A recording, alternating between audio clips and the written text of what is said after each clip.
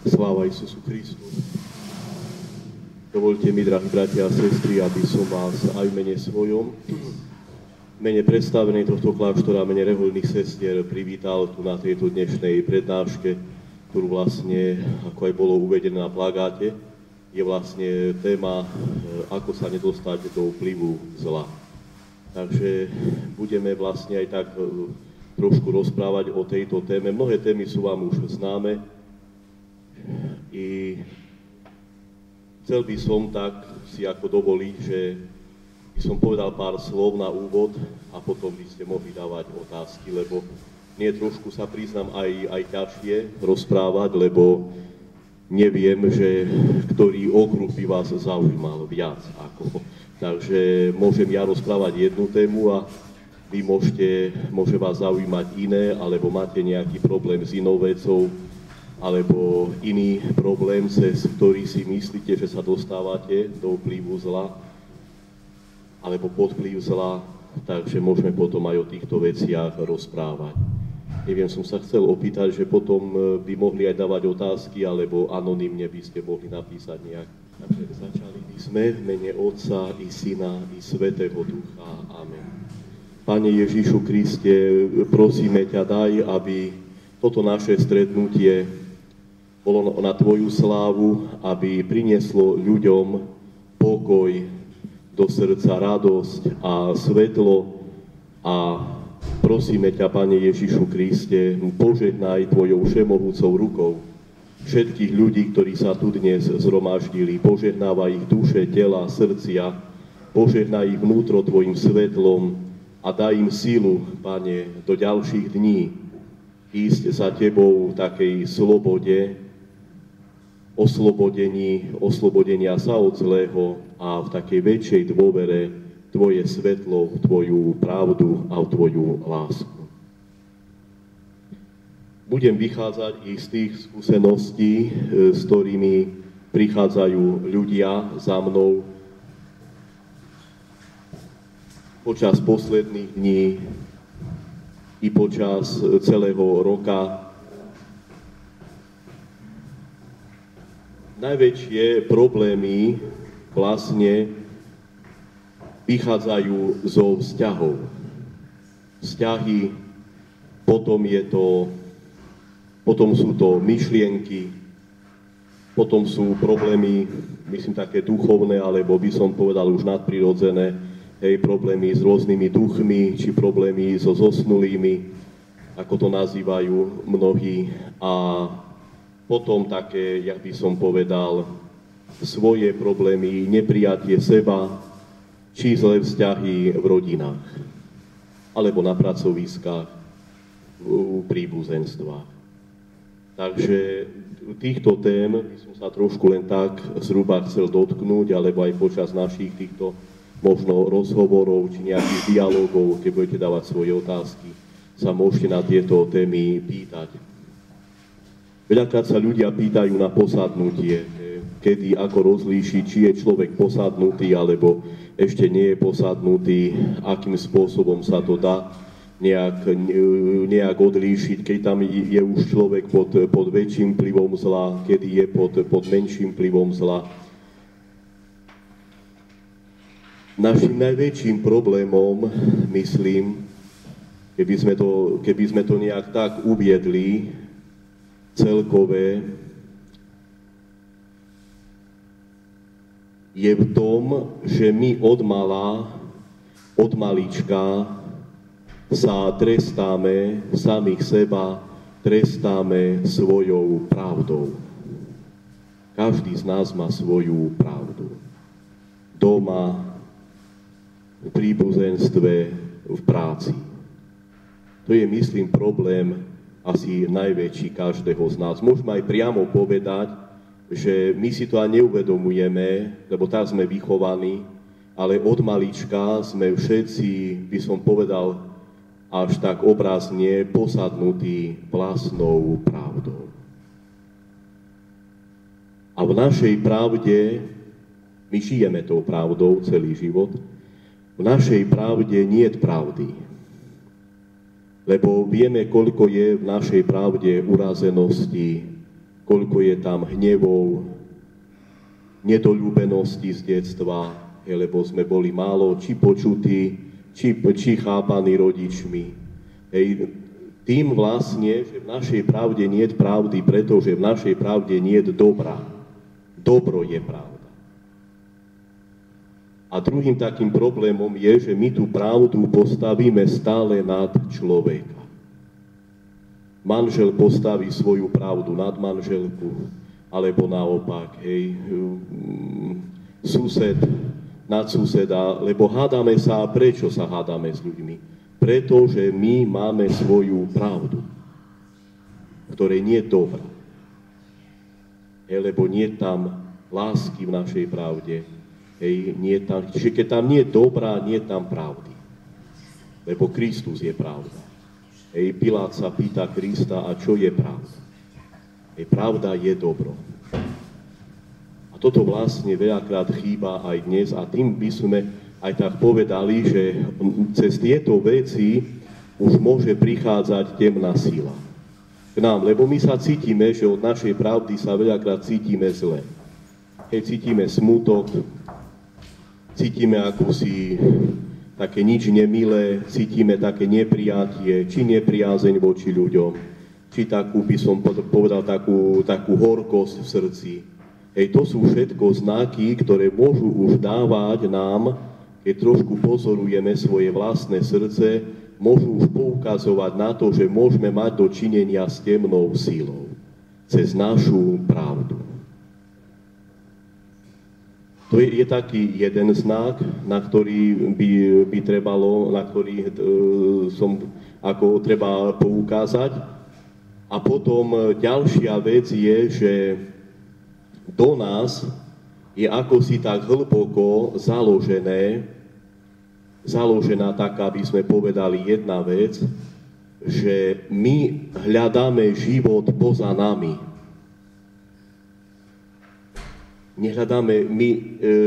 Neboli sme naučení od detstva, od mladosti, ceniť si dušu svoju ako život. My sme hľadali život poza nás, vo vzťahoch, materii, v hodnotách dajakých, v kariére, tedy bude mať život, tedy sa budú vážiť, keď bude mať vysokú školu. Keď nebude mať vysokú školu, znamená, že už si ma nebudú vážiť. Čiže my sa nemáme radi. My sa máme radi za čosi. Ja plus niečo. Ja plus robota, ja plus kariéra, ja plus auto. Nemám auto, znamená, že si ma nevážia. Nemám nový dom, tiež si ma nevážia. Čiže my sa nemáme radi. Máme sa radi, ale za cožka. A keď toto cožka v úvodzovkách strátim, už prichádza depresia. Čiže my nenaučení sme, lebo nám zakladali od detstva dobro ako správanie. Buď dobrý v škole, buď dobrý tam, aby si takoho neprešiel autom, aby si tam takoho neudrel, aby si sa neopil. Nám dávali skôr ako takto. Nám neučili dobro o duši, dobro v pocitoch. Že dobro duše je väčším dobrom, nie všetky dobrá, ktoré sú poza teba. Dobroprajnosť. Lebo pre nás duša je ešte čosi abstraktné. To je ešte čosi, by som povedal, také poetické, umelecké čosi. Oče, tak sa ľudia pýtajú, oče, a čo to duša? Čo to večný život? A práve vlastne i tieto veci, na týchto veciach nás môžu klamať aj démoni, lebo oni vedia, že my ten život budeme stále hľadať poza seba. Vidíme, že i Adamovi, Eve Boh ponúkol nejakú hodnotu, ktorá bola poza nich, mimo nich. Čiže vidíme, že vlastne u nás stále ide dialog s vonkajším svetom. Nejde dialog u nás v myšlienkach kvôli duši, kvôli pokoju srdca. Lebo k tejto téme sa chcem tiež dostať, že vlastne u nás je ten problém s myšlienkami v tom, že my stále v myšlienkach niekoho hryzieme. Môže doma takto dať, čo povedal, môže manžel nie tak pozrel. suseda netak pozrela, tamto predávačka netak vydala v obchode. Hej, krčmárka, či tam dačo sa zachmúrila. My stále koho si hryzieme v myšlienkach. V autobuse nie tak na nás sa usmiali, neuvoľnil na miesto tam jeden. Hej, čiže my toto a s tým už vedieme dialog myšlienka. Hej, kolega dačo nepovedal, spolužiačka v škole nie tak. Možno ten človek už je na večnosti, my ho stále hryzieme v myšlienkach. A tým už začína dialog s temnou silou. Lebo my cítime, že od toho dialógu je nám zle. My necítime sa od toho dialógu dobre. Čiže vidíme, že ten dialóg je strašnejší než príčina dialógu. Hnev na človeka je strašnejší než príčina hnevu. Urazenosť je strašnejší duch než človek, ktorý ma urazil. Čiže urazenosť je strašnejšia než príčina urazenosti. My žijeme naopak. My myslíme, že ten človek je taký strašný. Čiže tieto veci sú vlastne, ktoré som vám tak chcel povedať, ktoré nás dostávajú do tej sféry zla, do vplyvu zla. Lebo môžeme povedať, tak sa trošku, môžeme aj odvážiť, že i Adamovi, Eve a prvým ľuďom tiež bola ponúknutá istá myšlienka. To jablko, či ovocie, či ak to, vlastne alegoricky je tam znázornené, že bola ponúknutá myšlienka, ktorú mohli hrísť. Niekoho, či u seba navzájom, a tým pádom vidíte, že sa to ako si v nás stále opakuje. Čiže z toho sú potom depresie, strachy, nepokoje rôzne. Čiže našim najväčším problémom, by som povedal, sú myšlienky. To je náš najväčší nepriateľ a náš najväčší problém. Všetky naše problémy sú v myšlienkach. Aspoň tam začínajú v myšlienkach problémy. Veľakrát aj fyzické problémy naše. Pochádzajú z nedobrých myšlienok. Takže ja iba toľko som chcel na úvod. No a už keby ste mali nejaké otázky, lebo neviem práve, či vás táto téma zaujala, či niečo iné, alebo s niečím iným máte problém. Ste sa mohli opýtať niečo. Som prišiel trošku neskôr, nebol som od 4. hodiny, ale mal by som takú otázku, určite to zaujíma aj mnohých, ktorí sú tu zhromaždení. Čo je najúčinnejšia zbraň proti týmto zlým myšlienkam, ktoré sa zakoreňujú v našom srdci a duši?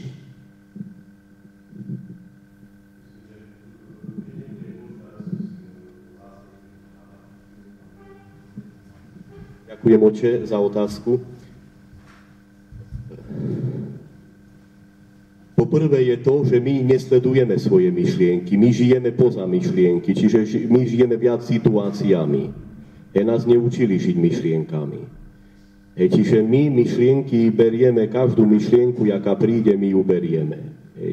A my vlastne si neuvedomujeme, napríklad myšlienka hnevu. Prišla myšlienka hnevu a my s tou myšlienkou začíname viesť dialóg. Takto nám dačo povedal vonku, alebo dačo tam na našu adresu, takto dačo povedal, sme sa dopočuli, teraz hryzieme toho človeka, hneváme sa, doslova hádame sa s ním, v tej myšlienke. A my vlastne už neberieme vlastne do úvahy, že už dávame temnej sile cez tú myšlienku, že v tej myšlienke môže byť duch diabla. Lebo hnev to je jeho, hnev to je už jeho duch. A my čím viac, ešte cez emóciu, viac dávame tú sílu zlému duchu nad nami, lebo my tiež sa opierame tam o svoju pravdu. My berieme viac, pre nás je väčšou pravdou hnev sám, než to, že my vlastne zabíjame svoju dušu cez tú myšlienku. Lebo tá myšlienka hnevu, ona už dávam dušu a telo pod vplyv týchto myšlienok. Ja by som ešte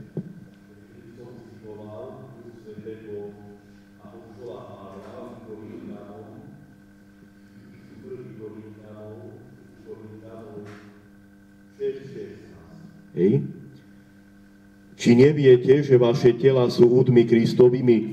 Čiže tu je vlastne, či neviete, že kto sa spája so smilnicou je z ňou jedno telo? Tá smilnica to je myšlienka. Ja keď sa spájam s myšlienkou hnevu, ja dávam tomu duchu tej myšlienky k dispozícii aj svoje telo. Čiže už démon z hnevu má moc aj nad mojim telom.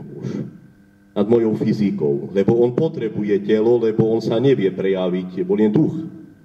Čiže on potrebuje fyzické telo, aby sa prejavil. Čiže on potom môže, ja keď sa hádam s niekým, môže aj démon ozvúčiť svoju myšlienku cezo mňa. Preto keď sme rozrušení, tedy radšej nehádať sa, nehovoriť, nabrať vodu do úst a hovoriť: Hospody, pomiluj, pokiaľ neprejde, pokiaľ temná sila ma nepustí. Hospody, pomiluj, keď sem dačo žene, prídem z roboty, ja som rozpálený, bo v robote mi takto čo povedal, že už idem domov popod ruku s dajakou silou, nedobrou, a dačo ešte žena povie, tedy už môže cezo mňa hovoriť zlý. Čiže preto vlastne, bo som dal mu k dispozícii aj telo na čas. Keď s tým nebojujem aj na veky, môže, on počká, kým nezaberie dušu. On má čas. Čiže, jak by sme povedali, keď vidíme, že ako náhle mi je od tej myšlienky zlé, stále pozorovať srdce. Srdce je takým barometrom, srdce ukáže, od koho tá myšlienka prišla. Keď je v srdci zlé, keď je v srdci smutok, hnev, myšlienka je od zlej síly. Čiže vtedy začínam napríklad toho človeka požehnávať, ktorý mi ublížil. Začínam ho: Pane, daj mu šťastia, daj zdravia, požehnaj jeho rodinu, hoď aj na silu, lebo Pán Ježiš hovorí, že Božie kráľovstvo sa získava na silu. Čiže na silu požehnávam, aj proti logike mojej, proti rozumu, požehnávam, že by ma to pustilo. A potom vidím, že sa zmenili myšlienky. Že tak, jak sa otec opýtal, že najväčšou obranou proti tomu je vojsť do pokoja, lebo jak už je srdce v pokoji, už automaticky myšlienky sa menia. Už keď začnem želať o sobe dobro, to je už skutok duše. Už želám o sobe dobro, už automaticky prichádzajú iné myšlienky. Želám dobro neprajníkovi napríklad, želám mu dobro, sláva na výsostiach Bohu, na zemi pokoj ľuďom dobrej vole. Čiže dobroprajný človek želá dobro, vidím, že už za odmenu dostávam pokoj. A potom už je pokoj aj v myšlienkach. Čiže stále pozerať na pocity, čiže srdce to sú pocity to už je sféra duše, a keď je v pocitoch pokoj, bude aj v myšlienkach pokoj. Potom ma už myšlienka už ma nezabíja. Už prichádza dobrý anjel cez tú myšlienku, prichádza dobrý duch. Aj tak sa modlíme, že anjela pokoja prosme. Čiže to je, už ten anjel pokoja, to je dobrá myšlienka, ktorá ma chráni. Chráni ma. A keď mám zlé myšlienky, už odchádza anjel pokoja odo mňa. Prichádza iný anjel.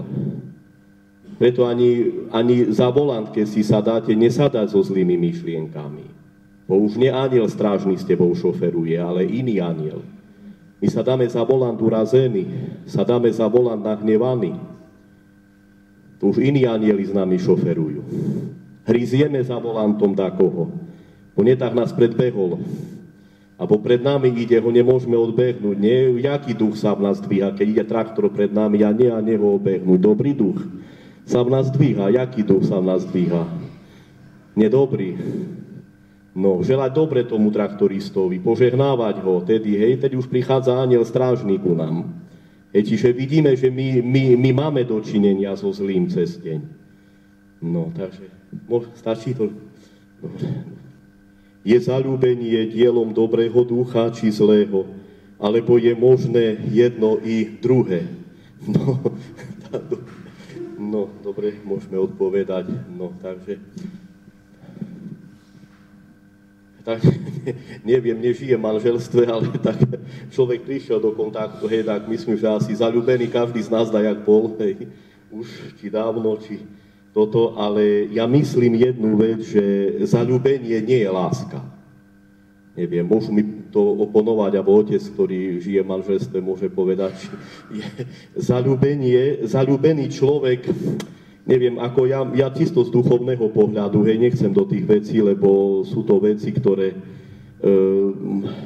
s čím možno bojuje mládež, alebo s čím sa stretáva možno, ale myslím, že nikto predtým nie je uchránený nejak, ale zaľúbený človek nie je slobodný už človek. Hej, lebo ja keď som zaľúbený, ja by som povedal, tam je istá závislosť na osobe. A ja čím som na tej osobe viac závislý, tým podvedome, lebo ja keď som závislý na osobe, ja ju nemôžem milovať. Ja milujem seba v tom vzťahu, svoje ego. Čím som viac závislý na nejakej osobe, tým ju podvedome viac nenávidím. Víte, v správach to tie tragédie, čo sa stávajú, hej, vyhodí snúbenicu z okna, alebo prejde snúbenicu autom, bo už ho nechce, on keby ju miloval, by ju nechal slobodnú. Lebo človek, ktorý miluje toho druhého, miluje ho v slobode. Láska ide so slobodou, čiže ja jej doprajem, keď si našla druhého, tak ti doprajem. Ešte ti aj vyprevadím na vlak, na autobus, hej, prosím, lebo milovať toho druhého môžeme len v Bohu. Preto si stále dávať otázku pre mladých, že keď sa zaľúbite, či neviac milujete seba, jak tú druhú osobu. Či neviac milujete správanie sa tej osoby. Hej, lebo i k tomu, ja by som povedal, my sme nikdy nikoho neľúbili a nebudeme. My sme egoisti, my milujeme vzťahy, my nemilujeme ľudí. Mám ju rád, bo sa ku mne dobre správa.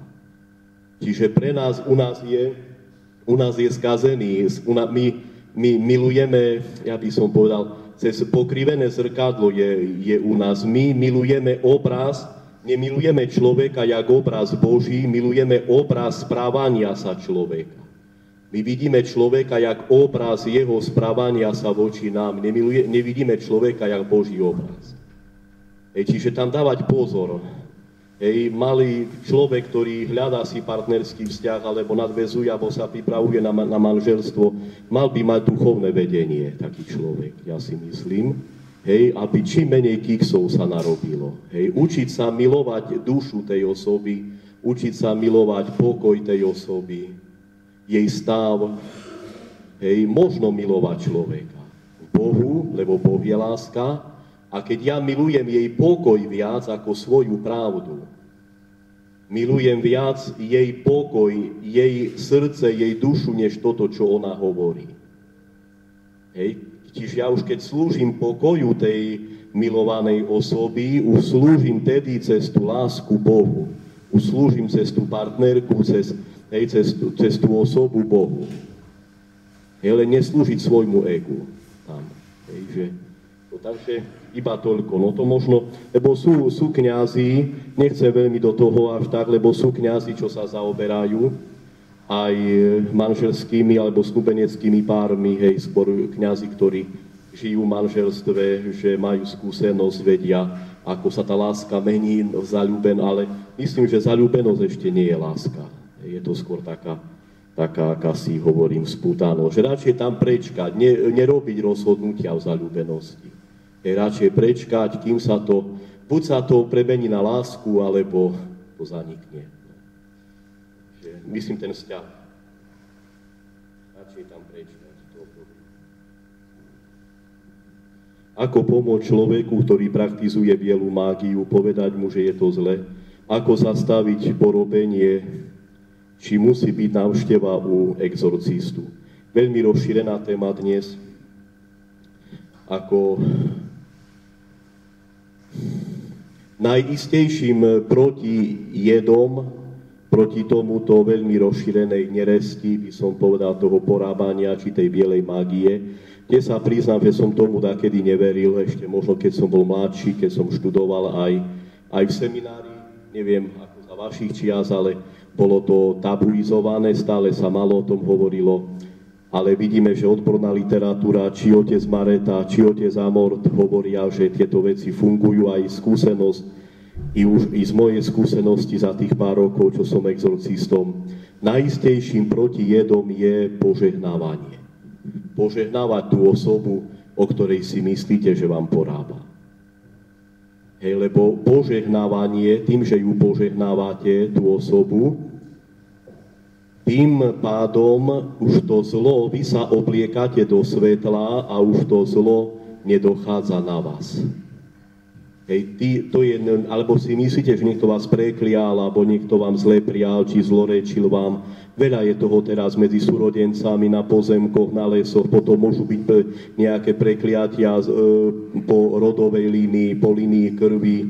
Hej, vymodľujeme, preto keď prichádzajú ľudia, vymodľujeme aj krv, bunky, lebo to všetko, aj krv má pamäť, genetika naša, DNA, to všetko má aj duchovnú pamäť, lebo duša je poviazaná s telom. Vymodľujeme tieto veci, ale aj u človeka zostáva takou milou povinnosťou požehnávať tie osoby, lebo tedy už to negatívum nedochádza do vás. Vy sa obliekate do svetla a už toto temno už nemá nad vami silu. Čiže požehnávať, koľko sa len dá, či ste za volantom, či dá, čo robíte, či idete, hej, želať tej osobe dobro, potom už nemôže mať toto taký účinok. No niekedy je aj potrebné vyhľadať exorcistu i povedať tej osobe, keď sa zaoberá tou mágiou, takedy aj kvôli jej spáse, lebo je tam už ohrozená spása tej osoby. Viete, ona keď sa nepokája z toho, ona potom sa stáva nástrojom zlého ducha aj na večnosti. Lebo sú také skúsenosti, ešte keď som pôsobil na Ukrajine, že tá osoba zomrela a škodila tej rodine aj po smrti. Možné to je to také, ale je to také zaujímavé, až nadprirodzené, ale možné to je, lebo ona už nenachádzala pokoj ani vo večnosti. Čiže povedať jej kamarátke, či bábke, či ktokoľvek s tým robí, počúvaj, kvôli tvojej spáse vlastnej ti to hovorím, že nie je to dobré, lebo si ohrozuje spásu, ohrozuje si večný život, večný pokoj, večnú radosť. Čiže toto vlastne môže byť, že lepšie povedať. Takže keď sú už také javy, že vidíte, že sa nič nedarí, alebo že už vidíte, že sú veci, ktoré všetky plány vám stroskotajú, nič sa nedarí, nič sa neurodí, hej, človek sa nemôže dochovať ničoho doma, hej, tedy už treba prísť za exorcistom, hej, už môže tam byť také prekliatie alebo nejaká. Tak lenže stále môže byť tá cesta, hej, že väčšinou sa to chytí, tá magia, keď je človek tomu disponovaný. No, keď človek pristupuje k sviatostiam, zmierenia, že sa spovedá a že chodí na sväté príjmanie, je chránený viac o to. Hej, len sa neotvárať hriechom, neotvárať sa cez urazenosť alebo želať tomu človeku zle, odtedy sa ešte viac otvárame. Žiaľ, no aj v 21. storočí robia sa také veci. Ďalšie otázky. Pristúpime. Je možné, aby dobro definitívne zvíťazilo nad zlom? No, tak dobro, myslíme, že vidíme aj na konci Evanjelia, aj v Apokalypse, aj nakoniec vieme aj z vízií, hej, našich týchto vlastne, čo mali, či fatímske zjavenia, či ostatné vlastne, aj Božia Matka povedala, hej, vo Fatíme, že jej nepoškvrnené srdce zvíťazí.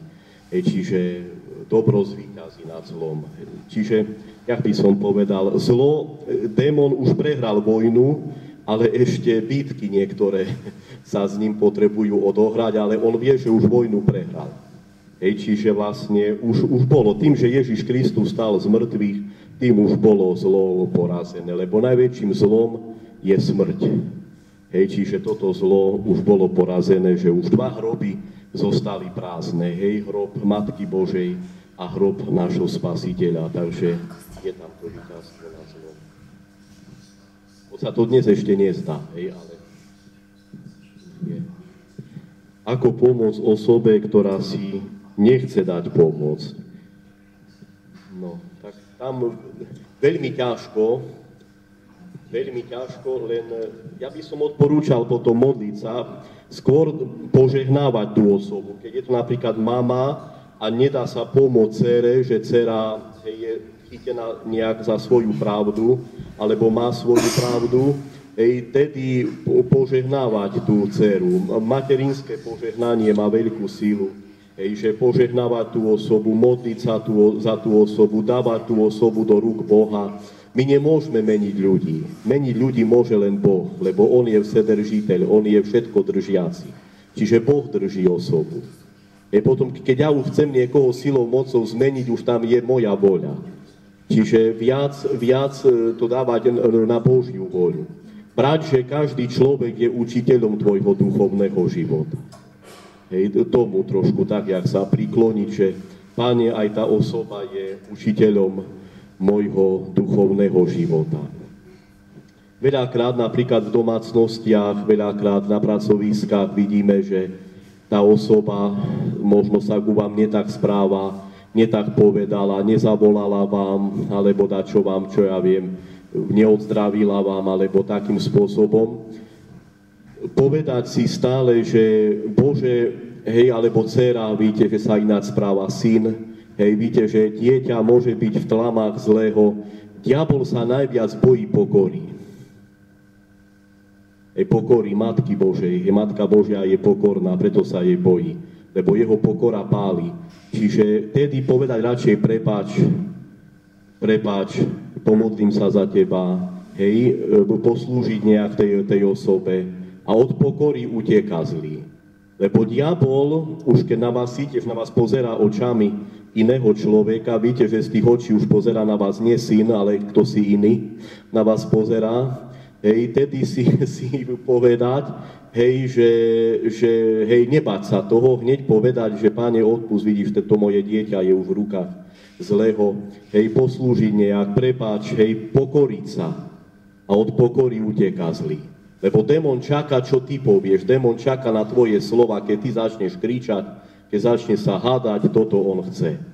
Hej, čiže tedy hneď požehnávam tú osobu, odpusť, Pane, požehnaj to moje dieťa, požehnaj syna, hej, požehnávať začať. Hej, ale tomu hovorím, treba dosť dlhý čas sa na to učiť, lebo on príde s načím z roboty, hej, vidí, že už v očiach iskry a ty hneď zareaguješ. Kde si bol tak dlho a toto, on príde ešte s načím, hej, a už tam môže byť, hej, medzi vami taká, hej, nedobré napätie, hádka už je doma, hej, zvlášť poznáte, tých nedeľné hádky sú veľakrát v manželstvách, v rodinách, hej, tam ešte démon viac môže podpáliť, lebo nedeľa, hej, a už idú do kostola či do cerkvy a už sa pohádajú, bo nevie, na čo si má zobrať a teraz.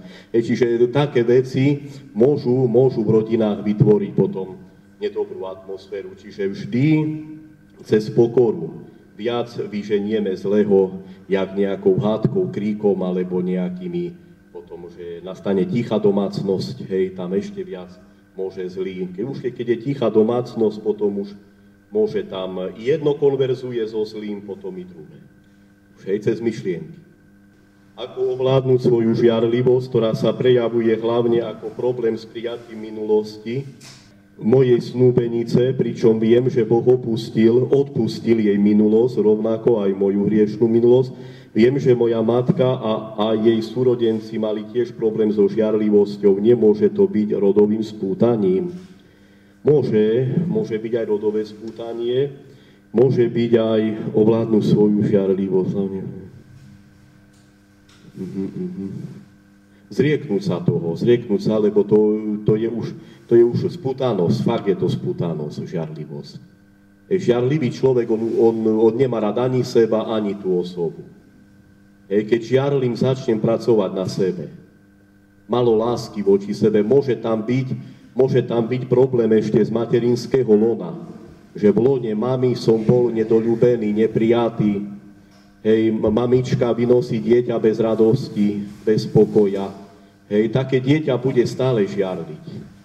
Hovoria, napríklad otec Onufri hovoril, že to prakticky ani nejde vymodliť. To len zázrak čakať, hej, u žiarlivého, že tam je problém ešte z prenatálneho obdobia. Môže byť. Hej, bo taký človek, on bude na všetko žiarliť. Lebo on cíti, že bol neprijatý rodičmi od materinského lona.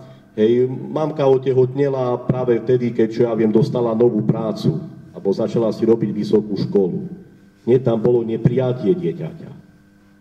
A dieťa to cítilo od prvého momentu, tam bol bunt u nej, ona s tým buntom 9 mesiacov žilo toto dieťa, do tej duše sa to zapísalo. Hej, poznám takých ľudí napríklad, on stále sa cíti sám. Môže mať aj 10 detí a on aj s tými 10 deťmi sa cíti sama. Hej, už i tam všetko, je žiarlivosť, urazenosť, takže mať skôr súcit takej osobe, ale hovorím, keď to pociťujete v sebe, volať k Bohu, Pane Ježišu, osloboď moje srdce od ducha žiarlivosti. O to už je duch. Pane Ježišu Kriste, osloboď moje srdce, moje pocity od ducha nedoľúbenosti, že som nebol doľúbená z detstva. Osloboď, Pane Ježišu. To už práca nad sebou. Ďakovať Bohu, že mi to dáva poznať. Ďakovať, že mi dáva múdrosť, že to spoznávam, Pane, hej, mám problém, ten duch sedí vo mne, hej, ale začínam pracovať na sebe. Pane Ježišu Kriste, osloboď ma. Pane Ježišu Kriste, daj mi viac sa sústrediť na záujmy inej osoby. Na záujmy osoby, ktorú chcem milovať. Pane, hej, vidieť tú lásku, lebo láska, ona má byť na osnove vôle, že ja chcem milovať tú osobu. Pane, daj, aby som viac miloval tú osobu ako seba v tom vzťahu. Je tak volať k Pánu Ježišovi, držať sa Boha. No ja tam už nevidím inú pomoc, len sa držať Boha a už nechať na Pána. On keď chce, Pán, dať Bohu čas a Boh môže oslobodiť ma od žiarlivosti.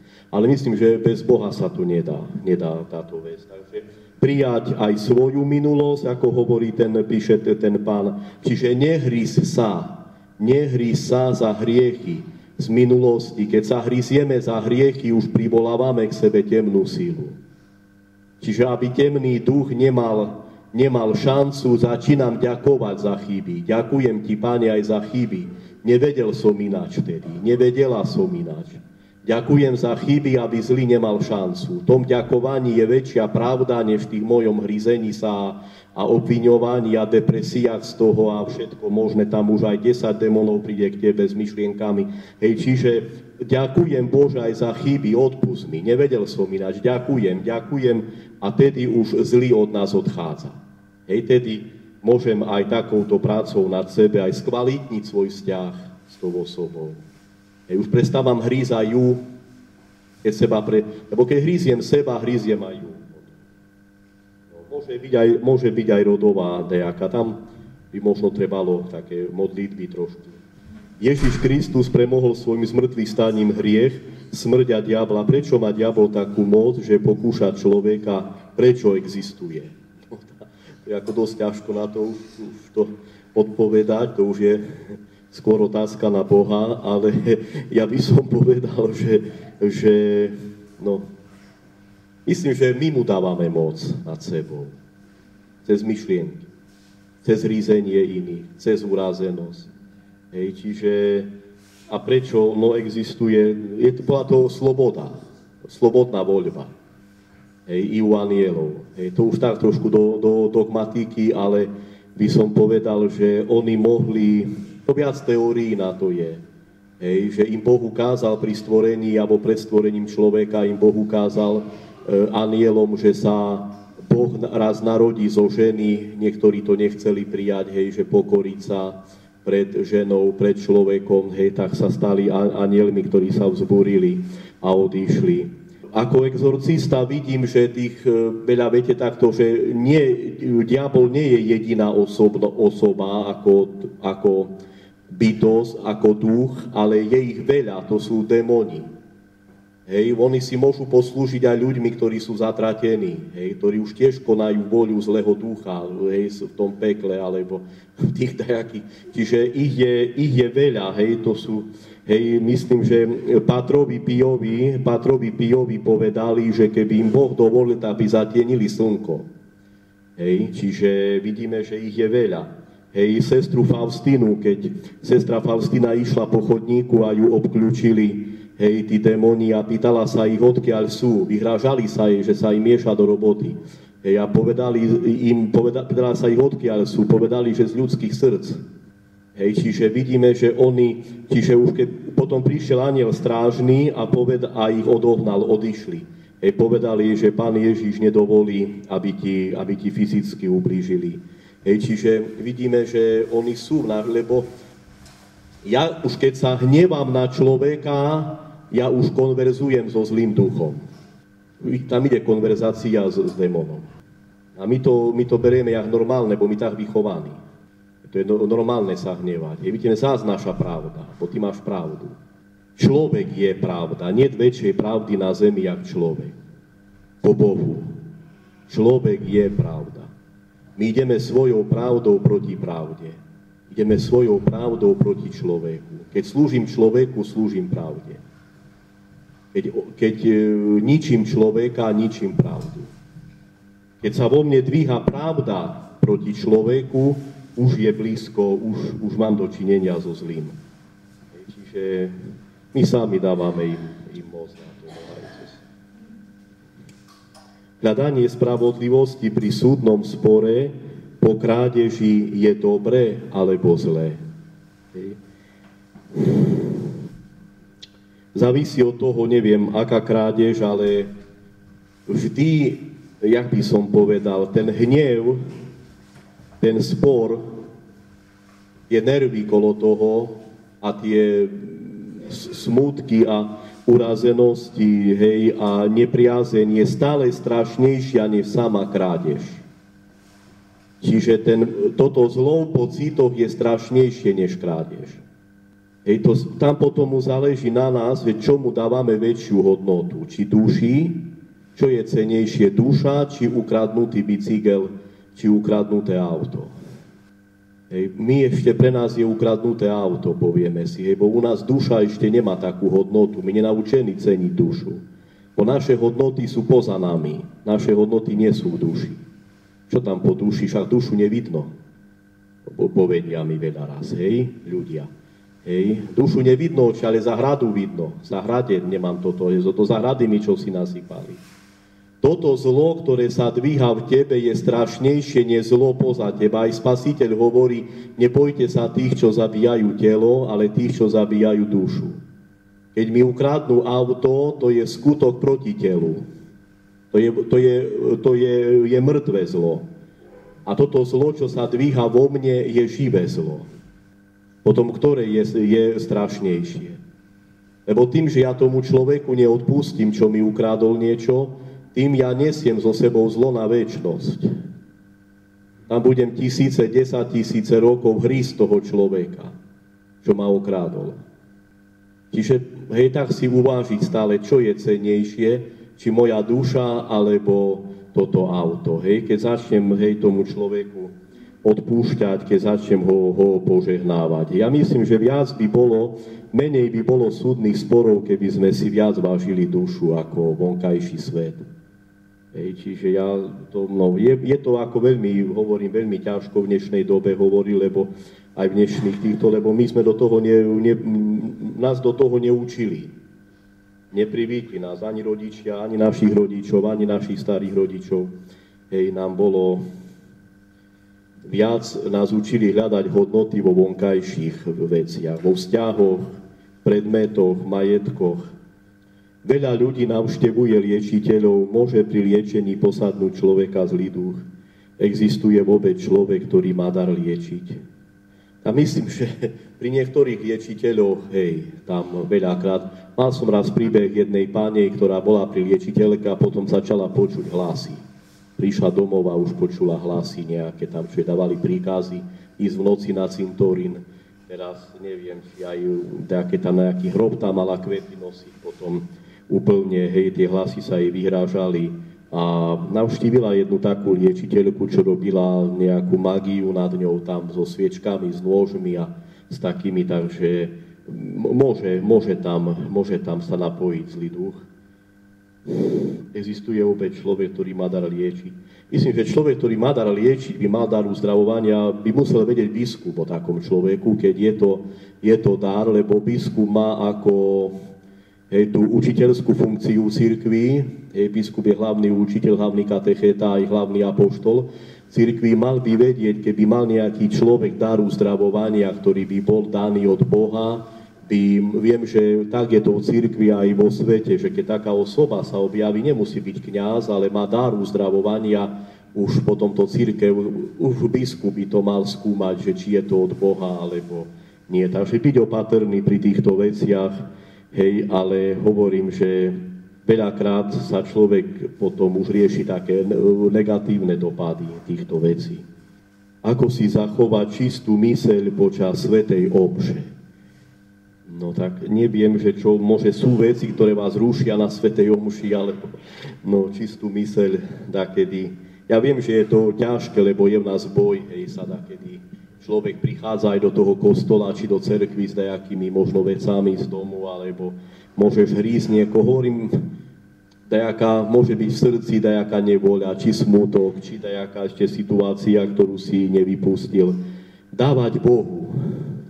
Všetko, čo sa deje v tvojom živote, deje sa z Božieho dovolenia. Dávať toto stále Bohu. Vidieť, ako sa modlili optinskí starci, že Pane, daj, aby všetko, čo ma postihne tento deň, aby som bral, že všetko je poslané z tvojej ruky. Keby som počul nejakú zvesť, daj, že aj táto zvesť je z tvojej vole. Takto nejak parafrazujem, lebo nemám text pred sebou, ale prijať, že všetko, čo vidíš, všetkého je príčinou Boh. Čiže viac sa uprieť na Boha. Keď tam pozeráš po ľuďoch, kto je jak oblečený v kostole, kto jak sedí, kto jak knižku drží, nemôžeš mať pokoj. Ani nenájdeš pokoj. Ale keď sa uprieš na Boha, že toto všetko, čo ty vidíš, že je Boh, začínaš ďakovať za tých bratov, sestry, že sa môže s nimi modliť, už prichádza pokoj. Čistá myseľ prichádza cez pokoj. Keď myslíš na film, počas omše alebo na novelu, čo bolo v novele, nemôžeš mať pokoj. Potom mi na Ukrajine hovorí ľudia, otče, už Cherubínska ide a mne ešte stále film ide v hlave zo včera. Už virujú, treba hovoriť a ešte stále filmy ide v hlave.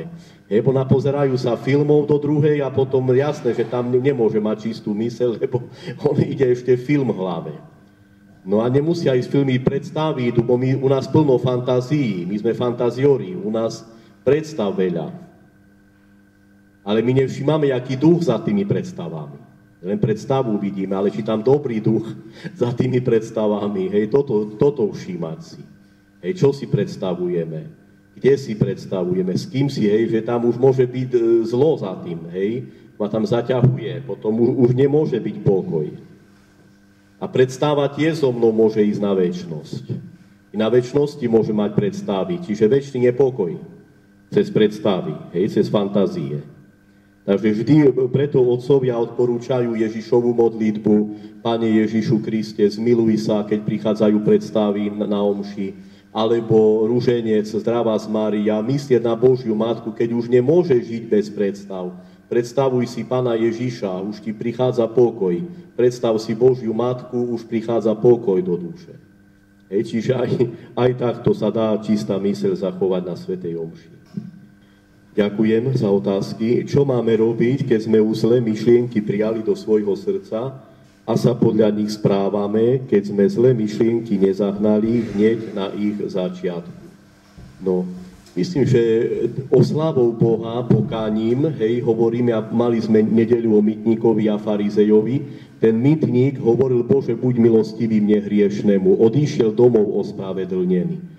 Čiže cez pokánie, keď si hovoríme, Bože, buď milostivý mne hriešnemu, Bože, odpusť za myšlienky hnevu, Bože, odpusť za predstavy hnevu, odpusť za predstavy pomsty, či za fantázie nejakých hádok, odpusť, Pane, za fantázie urazenosti, odpusť, Pane, za nečisté predstavy, odpusť, tedy už odchádzajú myšlienky. Tedy už robím taký autoexorcizmus cez pokánie. Pane Ježišu, odpusť. Už tam prichádza živá voda do mňa, živá sila, Božia sila, svetlo prichádza. Vtedy myšlienky. Potom hovoria otcovia, že ešte cez oslavu Boha, že ešte keď nie som k pokániu rozpoložený, bo Myšlienka môže chcieť, ale srdce ešte nie je pripravené. Vtedy skúšam o slávu Boha. Hovorím si, sláva Bohu za všetko, sláva Otcu nebeskému za všetko, sláva Bohu za všetko, sláva Ti, Pane, za všetko. I tedy prichádzajú, či odchádzajú zlé myšlienky. Tedy už tiež vyháňam zlo zo svojho srdca. Aj menia sa myšlienky v hlave, ináč pozerám na tú osobu. Takže i tým sa dá, modlitbou vyháňať, nehry sa, nebať sa, ale hneď to dávať Bohu. My sa potom zvykneme hrísť, jak som mohol také myšlienky napúšťať, Bože, do sebe a teraz toto začínam ešte väčší dialog, ešte ma to začína rozpaľovať, viac už potom už človek je z toho, roztržitý, nervózny, podráždený, hneď volať Pánu Ježišovi alebo Matke Božej. Strach o vlastné deti, aby napríklad prišli domov v poriadku, aby sa im po ceste nič nestalo, tak je to od zlého. Môže byť od zlého vtedy, keď je slabá dôvera v Bohu. Je slabá dôvera. Víte, že to je tiež taká, by som povedal, dlhšia téma. My kedy viac milujeme deti svoje, jak Boha. Neberieme dieťa ako súčasť Božieho daru. Bože, ja mám dieťa, toto dieťa sa môže stať modlou, dieťa môže sa stať istým spôsobom, Bože, Ty sa posuň, teraz tu je moje dieťa. Čiže vždy brať dieťa v Bohu, že tvoje dieťa je aj Božím dieťaťom. Dôverovať Bohu. Keď vám dal deti, dôverovať Bohu i v tej veci, že Boh sa stará, sú to aj jeho deti. Keď je veľmi starosť prehnaná, prečo tam je zlo? Pretože tam je strach, je tam duch strachu. Čiže taký hriech nedôverí voči Bohu. Stále požehnávať ich. Vtedy môžeš mať strach, keď zlorečíš deťom. Vtedy už môžeš mať strach. Už tam je zlorečenie, materinské, otcovské, neprijatie detí. Staviaš pretenziu do detí, bo ti nevolajú, bo ťa nenavštevujú, kedy ty chceš. Pôjde decko do Anglicka, do Ameriky, už ti nepíše, tedy jak chceš. Tedy od toho utekať, lebo tam už, jak staviaš pretenziu alebo takú výhradu do ňoho na roky, už môže vzdiaľovať viac dieťa od seba, požehnávať ho, ďakovať Bohu za ňo, že išlo na vlastné krídla. Ďakujem ti, Pane Ježišu, požehnávať, aby ten strach odchádzal. Lebo v tom strachu sa potom rozpaľuješ a ešte viac volá v sebe zlo. Privoláva v sebe ducha nepokoja, ducha strachu, potom spíš, potom po čase zistíš, že už ani spať bez tabletky nemôžeš, lebo už všetko je tak v tebe rozrušené. Idem spať oči, ale s tabletkou, bo furt mám, jak to moje decko tam. Čiže vždy dávať pozor, aby to neišlo na úkor duše tvojej. Aby to neišlo na úkor tvojej duše. Požehnávať ich. Alkohol je tiež vplyv diabla, rodového prekliatia alebo nezvládnutia seba samého. Všetko môže byť. Je aj taký démon pijanstva, môže byť aj démon, môže byť aj rodová záťaž, že človek je tak geneticky rozpoložený. Človek sa nerodí alkoholíkom. Človek sa môže rodiť so sklonom k alkoholu. Alkoholíkom sa môže napríklad narodiť dieťa, dieťa sa narodí za abstinenčným príznakom, že má triažku, keď mamička pila počas tehotenstva, vtedy môže dieťatko byť závislé. Už sa narodí, dieťa má, už tam už lekári vedia, čo robiť, ale nikto sa alkoholíkom nerodí. Alkoholíkom sa stáva, môže mať rozpoloženie genetické do toho, môže byť aj rodové, ale myslím, že je tam aj nezvládnutie seba samého, myslím, nedostatok lásky k sebe samému môže byť. No. Ale hovorím, sú tiež otcovia, aj otec Vasil, čo je Červená Tisov, zaoberá sa práve ľuďmi, ktorí majú problém s touto závislosťou. Takže potom aj on je tiež bývalý alkoholík, už 9 rokov abstinuje. keby, hovorím, kľudne by sa potom mohol dať aj kontakt na toho otca, robí duchovné cvičenia, konverzuje s tými ľuďmi, robí s tými ľuďmi, takže má aj dobré výsledky. Takže môžete sa potom, hovorím, obrácať na týchto otcov, ktorí sa zaoberajú týmito ľuďmi, ale môže tam byť aj vplyv toho zlého ducha. Vždy sa báť zla, ktoré je v nás. Nebáť sa zla, ktoré je poza nami. Zlo mimo nás nie je také strašné, jak zlo v nás. My sa viac sústreďujeme na zlo, ktoré je poza nami. Na zlo v kamarátke, v kamarátovi, hej, na zlo v inom človeku. Hej, čiže vtedy už sa sústreďujem na zlo v sebe, že toto zlo, ktoré je vo mne, toto je skutočný nepriateľ, nie sused. Ale zlo, ktoré je vo mne, je väčším nepriateľom ako sused. Čiže na toto trošku dávajte pozor, lebo na tom nás môže zlý klamať. Preto Pán Ježiš hovorí, že vašim otcom, tam u Ján 8.21, vašim otcom je diabol, lebo konáte žiadosti vášho otca. Žiadosť démona je hnevať sa. To je už jeho vôľa. Hnevať sa, nenávidieť, urážať sa. Hej. Čiže toto je väčšie zlo, ktoré je vo mne, bojujem so zlom, ktoré je vo mne. Hej. Duchovný človek viac bojuje so zlom, ktoré je v ňom. Duševný človek alebo telesný človek, on bojuje viac so zlom, ktoré je mimo neho. On viac na to sústredený. Čo sused hovorí, čo tamten robí. Hej. My sme viac duševní, ako duchovní. My vedieme duševný život viac, neduchovný ešte. Hej, čiže preto máme lebo aj tá príroda našej duše, ona je viac, hej, aj prijať to, hej, že príroda našej duše je hriešna.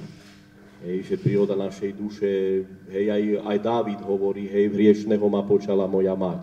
Čiže sme hriešnici, čiže tým je aj tam vplyv toho zla väčší. Čo mám robiť, keď mi po nociach praská v byte a rôzne zvuky, môžem navštíviť syna, keď žije s otcom, čo robí s okultizmom. Myslím, že stále osobu treba navštíviť, keď je to syn, hej, stále ísť, hej, nebáť sa, aj, jak by som povedal, viac veriť Bohu. Hej, on neviem, s akým okultizmom robí ten pán, alebo čo vlastne skôr môže ten strach, ktorý má tá osoba pred tým synom alebo manželom, hej, otcom toho syna, ktorý robí okultizmus, hej, môže ten strach byť horší než príčina.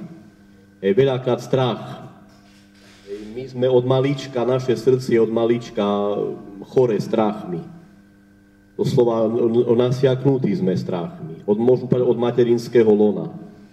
Čiže nebáť sa toho, ja myslím, že keď my sme s Bohom, keď ty ideš s Bohom, aj tak spievame na utierni požehnaný, ktorý prichádza v mene Pánovom, keď máš meno Pánovo, že sa modlíš Ježišovu modlitbu alebo rúženec z ústach, ty si chránená pred tým zlom, ktoré ide z toho okultizmu tým, že ty si už pod lampou, pod svetlom, ktoré ide z Ježišovho mena. Už tam nedovolí to svetlo, nedovolí Pán Ježiš, aby ti ten zlý ubližoval. Ten zlý duch, myslím, alebo nejaký vplyv tam, hej.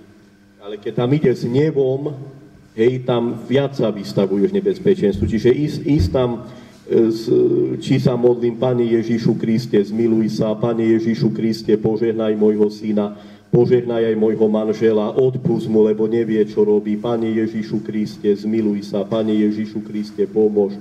Alebo raduj sa, Bohorodička. Vtedy ste už chránená svetlom, ktoré už vás chráni pred tým vplyvom zla. Čo mám robiť, keď mi po nociach praská v byte a rôzne zvuky? No, vždy je lepšie zavolať kňaza. Ísť za kňazom vo farnosti, nech kňaz posúdi, nech sa porozpráva, či sú tie zvuky často v izbe, či v byte, ako často, či tam nie, môže byť aj fyzická príčina, že nábytok pracuje, môže byť iné, ale môžu to byť aj zvuky nadprirodzené, modlitba, sviatosti, iste môže byť príčina aj v nás, Hej, tedy si dávam otázku, prečo sa ma ten duch nebojí. Hej, či nie je vo mne príčina. Môže to byť padnutý duch. Keď ja som mŕtvý v duši, tak tedy sa ma nebojí. Lebo vie, že mu nič neurobíš, lebo aj ty si možno v nejakom hriechu, hej, takže sa ťa nebojí a vždy tam sa pýtať, keď nás niečo takto vyrušuje, vždy sa pýtať, vždy sa všímať stavu mojej duše, či stav mojej duše nie je príčinou, hej, zlý stav duše. Nie je príčinou toho, že sa kolo mne dejú také nadprirodzené veci. Že buďme slabo vymodlení, buď veľa emócií máme, pozeráme televízor dlho do noci, hej, emócie, tie akčné filmy, hej, už či majú myšlienku, či nemajú, hej, toto pozeráme, tak to hovoria aspoň ukrajinskí exorcisti, že toto priťahuje duchov, lebo duchovia ľubia emócie. Nepokoj. Hej, nepokoj. Čiže vždy neísť spať s nepokojným srdcom. Neísť spať, ozaj pozrieš si film, ale tedy čím dlhšie vymodľuj, aby si neišla spať s nepokojným srdcom. Potom, keď sú tie zvuky nadprirodzené, prestanú. Ale vždy to riešiť, dnes volala jedna pani od Zemplínskej Širavy, že tiež nejakých duchov doma vidí, mi volala do obeda. Vždy to riešiť najprv s kňazom, hej, vo farnosti. On posúdi, vidí, hej, pozná. Myslím, že, no, mne je tiež takedy, viete, ťažko veľmi, lebo ten farár je tam pastierom. On má vedieť, že má ovečku chorú. Ja nemôžem ísť do ovčinca poza pastiera. Ja viem, že takedy ľudia majú také, možno nejaké, tam my nejdeme, bo co nás farár podúma, co poví, lebo ja som pre nich anoným, prídu, pôjdu. A s kňazom viem, že tam musia žiť celé dni, tak možno trošku majú trému, alebo bavajú sa, ale kňaz vás neodmietne, nevysmeje, ísť za kňazom, proste o diskrétny rozhovor. Hej, a určite vás duchovný otec a potom môže odporúčať, povie, že treba, no snáď treba exorcistu, ale také veci môže robiť aj farár tým, že vám posvetí byt, pomodlí sa s vami, vyspovedá vás. Aký vplyv majú na človeka sledovanie filmov, kde sa páchajú vraždy, násilie a nemravné veci. Vieme, že film je fikcia. Hej, keď si pozeráme ten film, ja neviem, tam, hej, násilnosti, vraždy, streľanie, vieme, že to nie je pravda, že to herci sa nebijú, skutočne to robia akože sa bijú. Hej, vieme, že tam netečie krv, ale nejaká farba. Hej, čiže keď, ja by som povedal, keď nie sme deti, že vidíme, že to je len umenie, že to jeden herec povedal, že on skôr chráni svoje deti, lebo deti vnímajú filmy ako skutočnosť. Dospelý človek by mal vedieť, že to je len hrané. Že sa bijú akože, že to len hrajú. Že tam toto násilie nie je. Ale keď už mám problém s tým, jasné, že deťom by som nedovolil také filmy pozerať, ale keď my dospelí máme s tým problém, radšej nepozerať. Keď to nechápem z umeleckej stránky, ten film, alebo keď si chcem pozrieť nejaký film, stále si všimnúť, akú myšlienku má ten film. Či ma ten film vedie k pokore, či ma ten film vedie k pokániu, či ma ten film vedie k nejakej duchovnej, však sú aj duchovné filmy na televízii Lux, na televízii Noe, hej, sú aj včera išlo o Edite Štajnovej. Hej, čiže jasné, i tam boli také naturistické, trošku také, možno tak, ktoré drsné tieto, ale už človek pozerá, hej, že je to film o svetici, hej, že sú to, a z druhej strany pozerá, že je to predsa film, hej, že je to len hrané. Ale druhá vec je, by som radšej vám odporúčal pozerať si filmy s duchovnou tematikou. Keď mám problém prijať film, radšej sa potom preorientujem na film s duchovnou tematikou, či pozrieť nejakú rozprávku v televízii, či nejaký film, ktorý má myšlienku dobrá. Ako je to s homosexualitou, je to celého, ako s tým bojovať. Nie som psychológ, tak nechcem až do tých stránok, aj nemal som, viem, že sú aj medzi nimi ľudia, ktorí vyhľadávajú službu cirkvi, že prichádzajú na spoveď alebo na duchovný rozhovor. Je tam ťažko povedať, nejak sa vyhraniť s tým. Sú rôzne názory, mienky aj samotných homosexuálov, že niektorí, ja som raz dával aj duchovné cvičenia takým osobám na strednom Slovensku ešte v roku 2014, 2007 na jar v Handlovej som robil s nimi takú obnovu duchovnú. Boli tam aj chlapci, aj dievčatá, čo majú takú orientáciu. Tak no, ja som mal skúsenosti skôr s ľuďmi, ktorí s tým nejak bojujú, alebo on cíti v sebe to cítenie, hej, homosexuálne, ale chce žiť s Bohom. Hej, chce žiť s Pánom, chce byť s Pánom, hej, čiže vlastne veľmi, by som povedal, ťažko sa k tomu vysvetliť, lebo to ide už, hej, to je to také dovnútra toho človeka a on, pokiaľ je tam dobrá voľa žiť s Pánom, hej, žiť s Bohom a ísť za Bohom, takže ja by som povedal, ja som mal ako dobré skúsenosti, čo tam boli tie delenia, delili sa, hej, hovorili o svojich, hej, ako ich Pán viedol, ako vlastne sa držali Ježiša Krista, hej, čiže vlastne ako ťažko, no ja ako s tým skúsenosti by som povedal tak priame nemám, skôr som len robil služby im také, ako že spovedal som a dával im duchovnú obnovu, ale sú aj medzi nimi ľudia, čo vyhľadávajú pomoc cirkvi skôr cez sviatosti, či cez duchovný rozhovor, alebo nejak tak týmito vecami. Hej, keď cítite, že je dieťa také v rodine, alebo syn, alebo dcéra, čo má takúto orientáciu, stále, aby cítila u rodičov takú, jak by som povedal, teplo domova, hej, že by nemusel takde utekať z domu a teraz, hej, cítiť nejaké neprijatie, alebo tak, ale hovorím, že to sú už také skôr témy na takú, možno, neviem, tá v Košiciach pracuje tá Linka Valentín. Hej, v Košiciach je Linka Valentín pri grécko-katolíckej farnosti v Košiciach. Hej, tam sú ľudia, čo pracujú, hej, zaoberajú sa s takými ľuďmi, ktorým poskytujú duchovné služby a takisto tá nadácia Rieky, hej, v Bratislave, lebo tam tedy boli aj tí ľudia z tých riek z Bratislavy.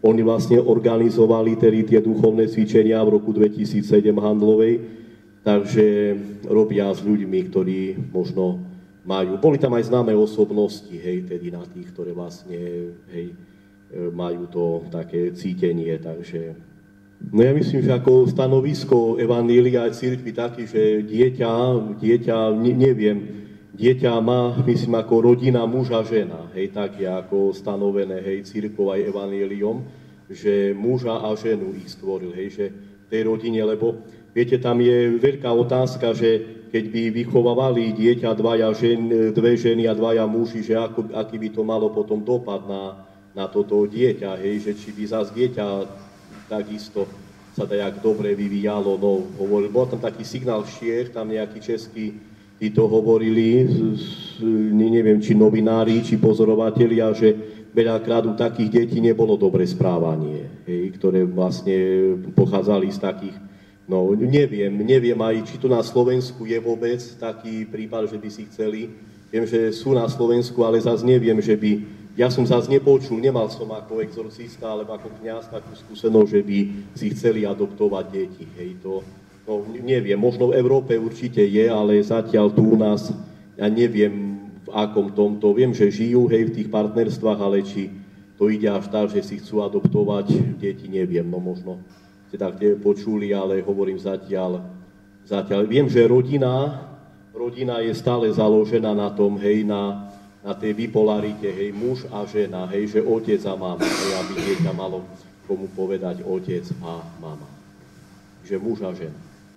Ako pomoc dušiam z očistca, ďakujem, môže sa človek rozprávať, či vyjde rozprávať sa s anjelom strážnym. Chcel by som sa opýtať, že 25 rokov demokracia a každé 4 roky ľudia idú k voľbám parlamentným a chcel by som vedieť, či má to veľký alebo malý alebo stredný vplyv, keď veriaci ľudia, kresťania inklinujú a presadzujú alebo tak trošku nadržiavajú politickým stranám, ktoré sú viac menej ateistické, postkomunistické, podporujúce všelijaké, či už liberálne, alebo nekresťanské prúdy a smery. Ale či je ten vplyv na duchovný život veľký alebo nepatrný? Ďakujem za otázku a skôr už taká geopolitická otázka. No, treba konštatovať, že komunizmus sa vrátil do Európy.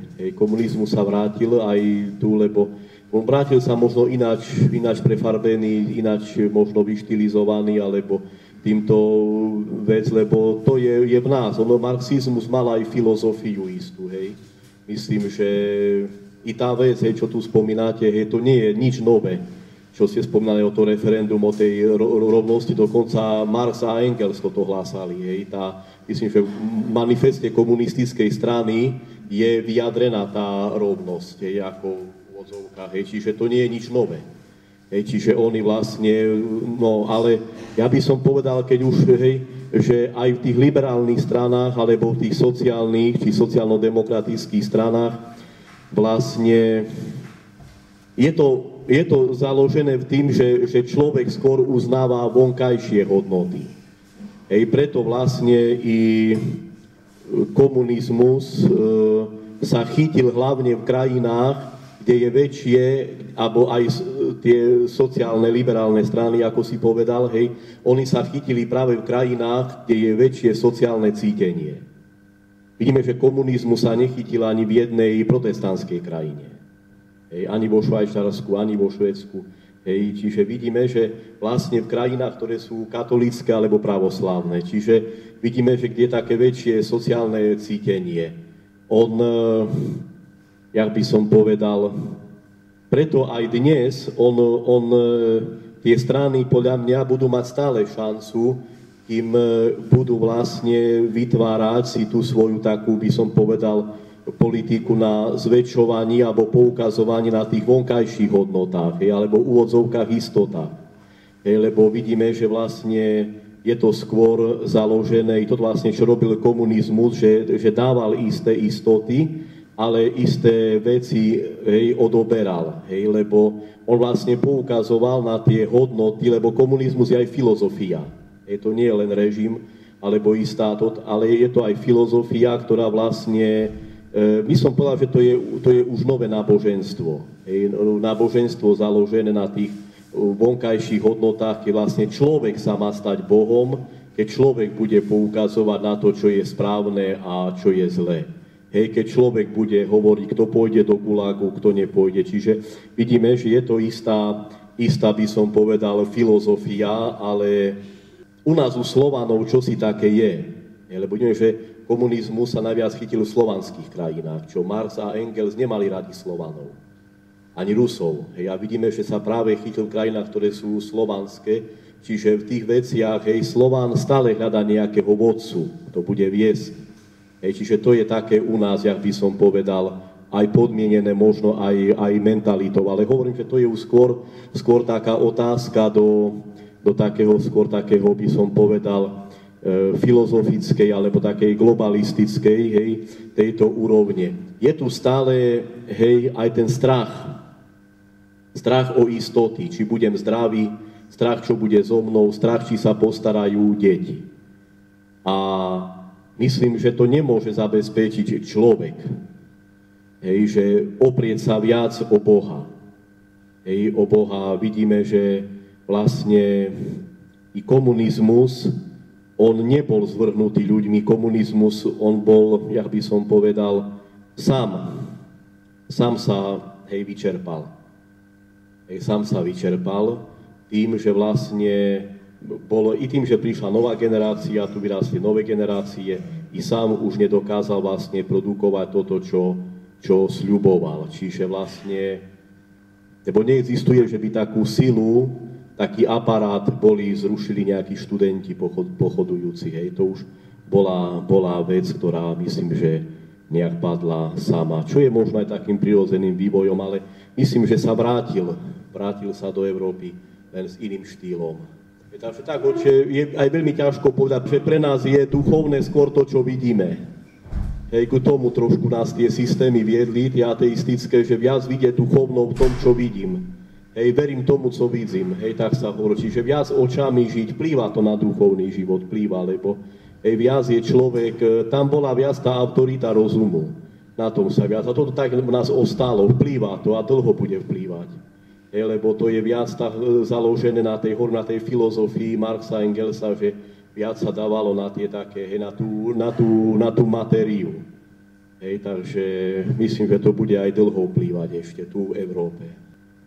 Prepáčte, ja trošku nadviažem na tú tému, čo sme teraz rozprávali a chcela by som sa spýtať, že hovorí sa, že rodina, ktorá je nejakým tým zväzkom v manželstve, kde ju tvorí muž a žena, deti, ako sa postaviť k tomu, kedy nechceme tie manželstva, ktoré by mali vytvárať homosexuáli, bojujeme proti tomu, keď v podstate dnešné rodiny takisto nemôžu žiť normálnym životom, kde ich nepokúša ten duch zlý, pretože si myslím, že žijeme tak v ťažkej turbulentnej dobe, kde rodina nemôže vytvárať nejaký celok, keď manžel alebo manželka opúšťa rodinu na dlhé mesiace a roky, kde ide za prácou a tým pádom, aký je ten zväzok tejto rodiny a toho manželstva naplnený. Ja si myslím, že toto je takisto, neviem, ako by som to pomenovala, nie sú tam tie hodnoty. Čiže by som povedala, na to sa nepozerá, že práve tu takisto v tej značnej miere tie rodiny neplnia nejaké hodnoty toho a svoju funkciu. My riešime homosexuálov, neriešime nás, ktorí to vytvárame. Čiže jednoducho je to z môjho pohľadu dosť také zvláštne vnímanie tejto aj dnešnej situácii, dnešného dňa, čo sa koná u nás na Slovensku a odputanie sa od niečoho, pretože tu je u nás priorita muž a žena, ale tú rodinu fakt muž a žena niekedy nevytvára, lebo je to buď vplyvom práce, ja neviem čoho, hej, ale jednoducho je to zvrátenosť a pokúšanie toho ducha, buď žiarlivosti, buď v mamone, možno choroby a všetko možné. Čiže by som povedala, ten duch, ako sa hovorí, že v pekle postele nie sú, pretože diabol nespí. Čiže ten diabol nás pokúša stále, všade, v celom svete v podstate. V podobe vojny a všetkého. Čiže žijeme veľmi, veľmi ťažký, turbulentný život. Čiže ten diabol je aj tu dnes v tom referendu a všade. A treba fakt zhodnotiť, čo je pre nás dobré, pre naše rodiny, deti a nás všetkých. Ďakujem.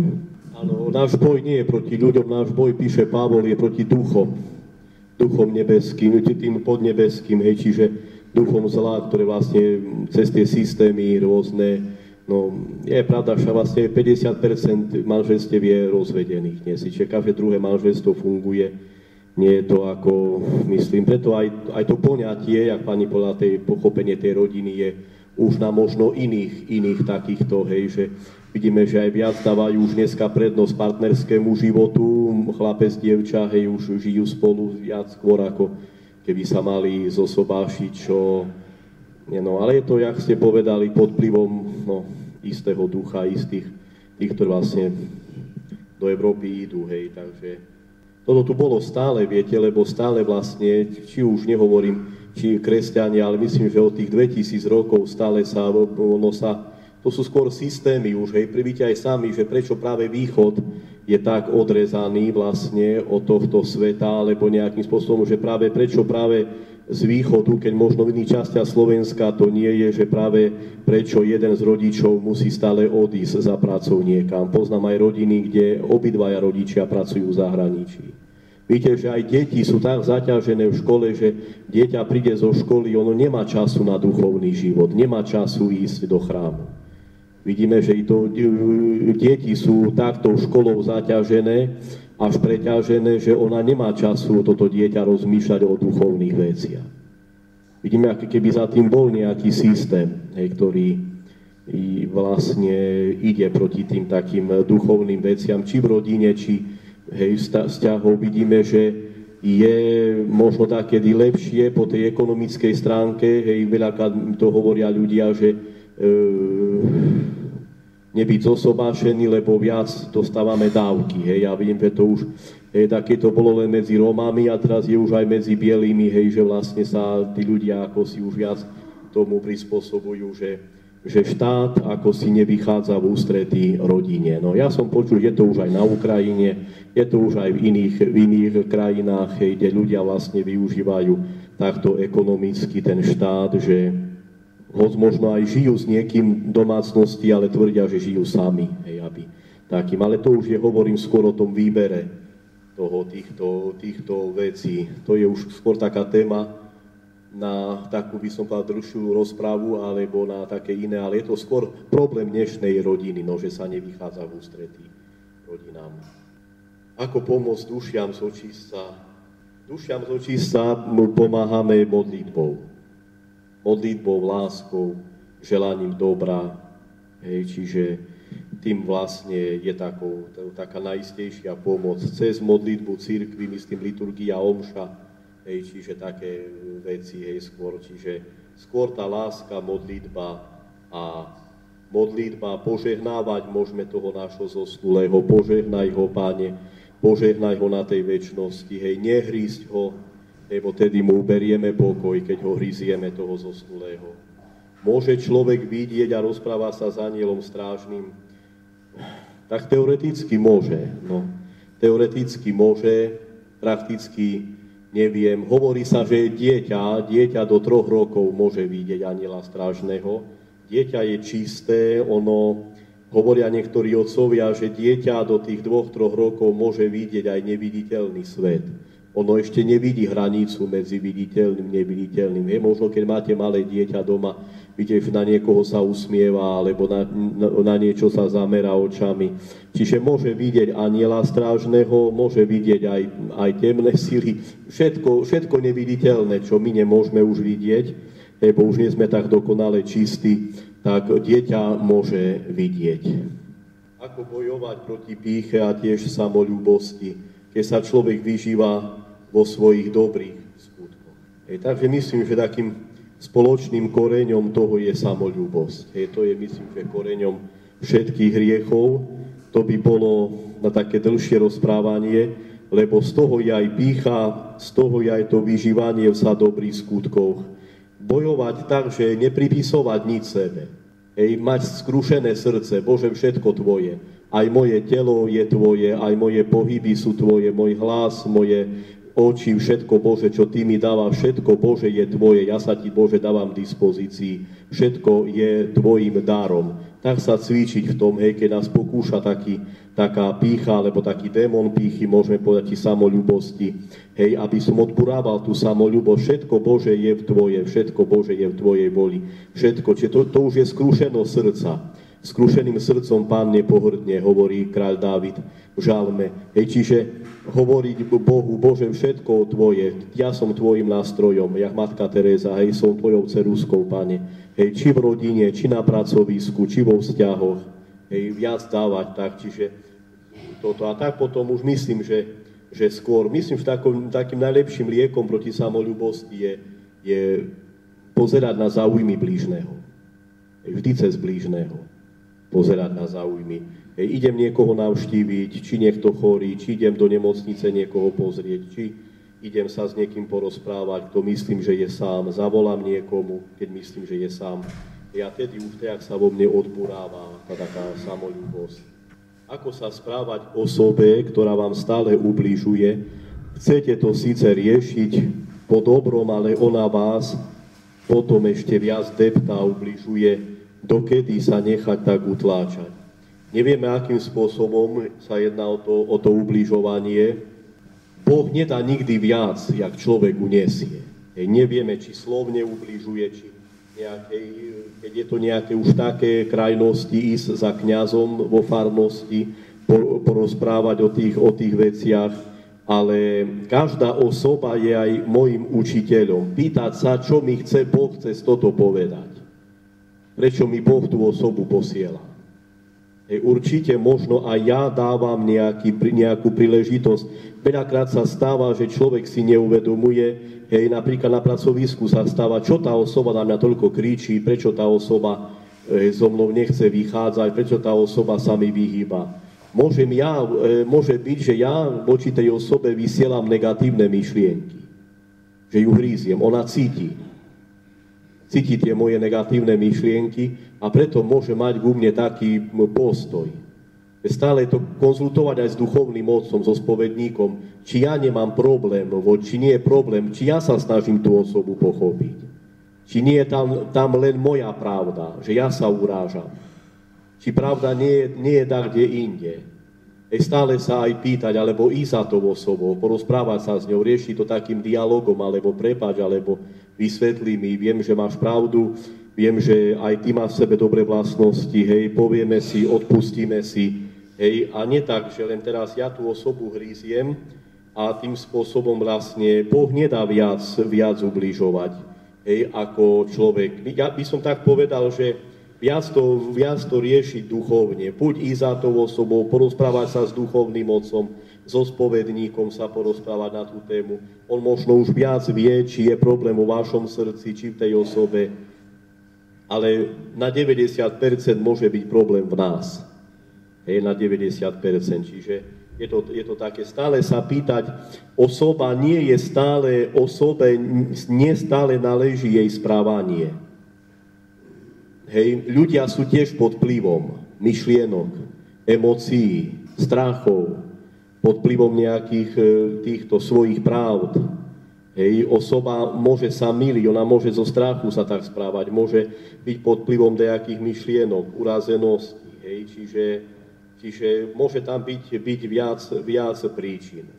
Stále sa opýtať, prečo sa tej osoby bojím. Lebo môže byť strach, že ten strach z tej osoby je strašnejší než sama osoba. Prečo sa teraz sa pýtam ja, čo ja môžem tej osobe ponúknuť. My sme i tým trošku, že my stále čosi od ľudí čakáme. Toto je náš problém. Čakáme od ľudí buď dobro, alebo zlo. Ja už idem dákde a čakám, jak ma tam príjmu. Buď ma príjmu zle, alebo ma príjmu dobre. Buď tam na mňa budú kričať, alebo tam sa budú ku mne dobre správať.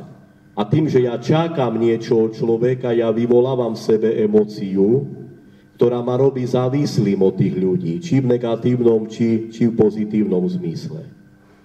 Ale keď by som sa ja pýtal, cvičiť sa v tom, že čo ja môžem dať tej osobe, či podať ruku, či pozdraviť, či nejak potešiť, už to napätie zo mňa odchádza, hej, už nie som taký napätý potom, hej. Čomu je vyšľamený človek, ktorý používa homeopatiu? Ide o sugestiu, či ide o prekliatie až 3 generácií. Hej. Priznám sa, že nemám tie veci tak naštudované, čo sa týka homeopatie, nechcem sa nejak vysvetliť. Väčšina sa prikláňa k tomu, že nie.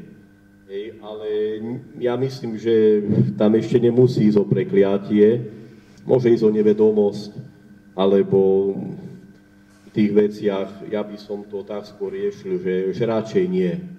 No, radšej nie, lebo sú tam pochybnosti, že sú pripravované cez magie, tie homeopatické, neviem, že radšej nie. Dobre. Ani magistra sa vyjadrila, že nie, takže hovorím. Nie, zatiaľ som, aspoň ja osobne, nemal taký, že by takto prišiel s tým, takže hovorím, že dobre, takže potom radšej nie. Takisto ako keď niekto vyhľadá liečiteľa pri chorobe a nehľadá Boha, to takisto keď sa obracia na homeopatiu, to je to isté. A je to vlastne aj ten zakladateľ, on to robil aj s tým úmyslom. Tam liečivé nie je vôbec nič v tých liekoch. Alebo také veľmi minimálne množstvo, ktoré ako logicky vôbec nemôže zabrať. Hej. Ja som sa na tú tému rozprávala s otcom Maretom, on ako sa tomu dosť venoval, má myslím, že aj takú asi 15 strán venovaných o svojej knihe. A môže to byť ako vstupná brána. Niekedy tie vstupné brány, vlastne my sa preto rozhodneme pre zlo, cez tú vstupnú bránu, lebo o tom nevieme. Keby sme vedeli, že nám toto poškodí, tak by sme za tým nešli. Nie? No a takisto je aj tá homeopatia, že už keď viete od iných, že to nie je správne, tak to netreba používať. My napríklad v našej lekárni to vôbec nemáme. My sme sa tak rozhodli, že toto nebudeme vôbec predávať. Aj keď niekto si pýta, tak keď ten človek, to už je ako na tých ľuďoch, hej, ale keď je otvorený pre rozhovor, tak mu vysvetlíme, že čo to je, a keď nie, skúsime ponúknuť niečo iné. Niekto napríklad trvá len na tom, hej. Ale to už je to magia, nie je to normálne také liečenie a bežné lieky. Ako pomôcť dospelým deťom, keď sú od detstva zranené pre nedostatok lásky a vyčítajú to mne ako matke, čo je pravda, ako sa mám k tomu postaviť. Len láskou, dávať čím viac lásky. tak sa to dá požehnávaním, dobrými rozhovormi, nezvyšovaním hlasu. Viac tam dávať lásky, ale myslím, že už len toto pomôže. No môže tam byť dačo od detstva založené, neviem, aké tie zranenia sú tam. Mama by sa tiež nemala hrísť, že myslím, výčitky si robiť, no nevedela vtedy ináč, vychovovala ako vedela, ako sa dalo. Hej, s Bohom to rieši, cez Boha, Pane, požehnaj moje deti, Pane, odpúsim. Hej, vždy to cez Boha rieši, aby tam Boh vchádzal do tej rodiny. I cez ten taký možno nepokoj tej mamy, keď si mama teraz uvedomuje po rokoch, že nerobila možno správne, hej, nehrí sa stále, hej, Bože, pomôž a odpúšťať aj deťom. Môžeme sa obrátiť na vás, Otče, pri potrebe modlitby, pri našich osobných problémoch, s ktorými si nevieme dať rady. Ľudne sa môžete obrátiť, hej, či už cez telefón, či cez kontakt, hej, ktorý môžu vám aj sestry dať na mňa, aj ja tam potom môžem dať, hej, ľudne sa môžete, len hovorím, je tak ako, no, že lepšie odporúča sa ísť za svojim kňazom vo farnosti a pokonzultovať s ním, že akým spôsobom je vlastne, alebo aký je ten problém, hej, a potom kňaz vám povie, hej, že obráte sa na exorcistu, že je lepšie to cez farára riešiť. Viem, že u mnohých ľuďov sú zabráni, že nejdu na faru z tých nejakých osobných dôvodov, takže, no ale hovorím, že vždy je to dobre konzultovať aj so svojím duchovným otcom. Ako bojovať proti nečistote. Tak tam myslím, že želaním dobra, dobroprajnosťou, vzbudzovať dobré úmysly v sebe. Tam je, myslím, skôr problém s myšlienkami, že i tie predstavy, keď si ich stále predstavuješ, vťahuješ to to ťa potom vťahuje do seba viac, potom už je veľmi ťažko s tým bojovať. Čiže vždy byť v spoločenstve, ísť spoločenstvo, či ísť do farského spoločenstva, či ísť, keď cítiš taký boj, navštíviť niekoho, hej, že by, alebo stále pri tebe niekto bol, alebo nejakým spôsobom, jak by som povedal, lebo keď poviem modlitbou, sám to bude zdať otrepané. Je taká fráza, modlitbou a jakou modlitbou. Hej, Pane Ježišu, osloboď moje predstavy, osloboď môj moje pocity od tých predstav. Hej, od tohoto. No lebo naša duša cez myšlienky vzrušuje telo. Naša duša cez myšlienky, lebo naša duša si pýta od tela, jak by som povedal šťavu, od tela si pýta život. Hej, a naša duša, tým zabíjame dušu, bo to telo to je jablko. Hej, má to ísť tak, že pýtam si život od Boha cez dušu k telu a cez telo vplyvam na svet. Hej, nemalo by to ísť naopak. Svet, telo, duša a Hej, ale má ísť od Boha. Boh, duša, telo a svet. Hej, a u nás je to naopak, hej, že my si ešte od tela pýtame príjemnosť. Hej, čiže v tom je vlastne ten problém tej našej nečistoty, lebo vlastne my tým, že telo sa vzrušuje cez svet, tým sa zabíja vnútorný človek, duša sa zabíja. Hej, to je tak sme stvorení. Takže to je iba, preto je tam toto, lebo vlastne tam je už nepokoj v duši. Čiže vždy sa obrácať na Boha a držať sa Ježiša Krista. Ako pomôcť dušiam z očistca, to sme už asi mali, hej, tou modlitbou, hej, sme hovorili. Sa ospravedlňujem, keď som nestihol alebo nedokázal na všetko odpovedať. Teraz ste možno čakali, lebo boli témy, ktoré boli aj na dlhšie rozhovory, aj na také polemiky, ale hovorím, že aspoň z týchto vecí je to také pre nás spoločné také podelenie sa. A ešte niekto nejakú otázku, ale myslím, že my všetci robíme jednu chybu, aj my sme tak boli naučení, že my deťom prikazujeme sa modliť. Že modlitba je niečo ako príkaz. Ideš do kostola, tiež príkaz. Viac si vážiť pokoj dieťaťa, je pokoj jeho duše, jak náš príkaz. Hej, vysvetľujem mu, rozprávam s ním, hej, hovorím, lebo tam bude stále, viete, čo si zaostávať, ona bude potom stále brať brať ten kostol, alebo bude aj tú modlitbu ako príkaz, ako povinnosť, nie ako potrebu. Dobrý rodič aj prácu. Dostal si dobrú známku, za odmenu umyješ riad. No, kto toto robí? Za trest umyješ riad, bo si dostal zlú známku. Hej, vidíte? Preto potom toto je v rodine u nás, lebo ona berie prácu aj modlitbu jak trest. Hej, brať toto, hej, skúsiť, hej, alebo umyješ mi auto, lebo že by aj práca bola odmenou. Aj modlitba, že by bola odmenou. Aj chrám, že by bol odmenou. Hej, dostal si dobrú známku, poďme do chrámu. Ale keď my stále doňho len, hej, trepeme, že musíš sa modliť, musíš ísť a musíš. Nie, lebo on potom jedného dňa sa pustí tej ruky, že, no rozumiete, že nie tak, ale to my všetci tak sme boli vychovaní, že práca bola trestom, hej, nie aj vo väzniciach, niečo dávali väzňom robiť, nie, práca. Hej, vidíme, že toto je v nás. No.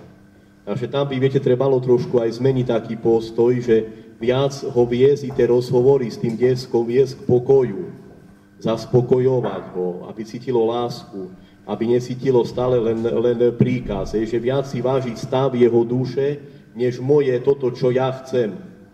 Čiže rozprávať, keď vidím, že prečo ono trucuje, že nechce ísť do toho chrámu, dáde sa stala chyba, alebo dať toho tam, možno dať, čo tam na ňo netak pozrel, či sa tam zľakol, či neviem, koľko ročné je to dieťa, že od toho veku závisí, alebo poďme, porozprávajme sa o Bohu. Poďme do prírody, na budúcu nedeľu skúsime ísť do toho chrámu, že trošku takým spôsobom, aby to nezraňovalo dieťa. No, že trošku, to je už taká práca, aj s tou prácou doma. Musíš umyť riad a musíš toto a tamto. Ono potom jasné, že bude taký bunt v ňom stále. Príde do puberty, zás tam dá, čo sa v ňom zlomí. A už neposluchne ani toho. No, takže stále viac za ten pokoj, stále za tú dušu zaspokojovať, stále tú modlitbu, alebo poď, jak mama, pomodlím sa s tebou pred spaním, prečítam ti dačo zo životopisu nejakého svätého pár riadkov, alebo z Evanília, a povedz mi, čo ťa tam oslovilo. Je to nebolo len také z mojej strany, že ja ti čítam a toto, ale povedz, či tam niečo oslovilo dcera alebo synu, a takto sa môže tiež, no, taká konverzácia s tým. A gregoriánsky, to myslím, že sú tie omše za zosnulých, hej. A myslím, že je to sila, bo tam je omša, tam je už obeta, hej, takže sú väčšinou, myslím, v niektorých kláštoroch sú, hej, že sa dávajú za takých zosnulých, napríklad zomreli náhle, alebo si myslíme, že zomreli trošku tak nepripravení, hej, tak sa môžu. No, ja myslím, že je to dobré, tam, kde sa to dá praktikovať, tak som odporúčal. No. Aj pre tú rodinu je to, bo tam tie milosti idú aj na tú rodinu, z toho aj na toho zosnulého. Väčšinou za zosnulých sa dávajú, nie? Za zosnulých, hej, dobre. Je tam tá síla, bo je tam už Kristová modlitba, jeho obeta. No, sú ešte otázky nejaké, alebo... No, takže už teraz je vlastne večiereň. Je vlastne už teraz, ako máme obrady, večiereň, už vlastne sa aj podriadujeme poriadku, ktorý tu je v kláštore. No a kto chce, môže zostať na večiereň teraz v túto hodinu. Pozývame, v mene sestier vás pozývam, takže potom, kto by chcel zostať. Ďakujem ešte raz za vašu pozornosť a vyprosujem veľa Božích milostí, veľa darov. Ďakujeme pekne.